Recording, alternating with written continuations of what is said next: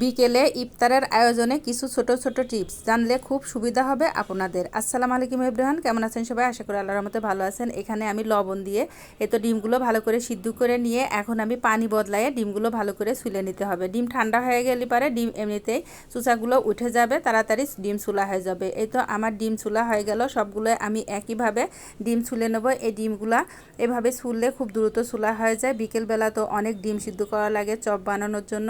এই তো মাশাআল্লাহ। এখন আমি যে টিপসটা দিব এটা চুলা সিদ্ধ। প্রেশার কুকারে চুলা সিদ্ধ করলে চুলা কখনোই চুলা কালো হয় না, প্রেশার কুকারও কালো হয় না। চুলা সিদ্ধ করতে গেলে পাতিল কালো হয়ে যায়, এভাবে সিদ্ধ করলে কখনোই কালো হবে না। এই চুলাগুলো আমি সারা রাতের জন্য ভিজায় রাখছিলাম। এর ভিতরে দিয়ে দেবো আলুগুলো একবারে চুলার মধ্যে দিয়ে দেবো যাতে দ্রুত সিদ্ধ হয়ে যায়। এই আলু দিয়ে চপ বানানোর জন্য 5 থেকে 7টা সিটি দিয়ে দেবো, এর দিলেই সিদ্ধ হয়ে যাবে। এই তো আমার ভিডিওটি কেমন লাগলো অবশ্যই গঠনমূলক কমেন্ট করে জানাবেন। সবাই ভালো থাকবেন। আজকে এ পর্যন্ত, আল্লাহ হাফেজ।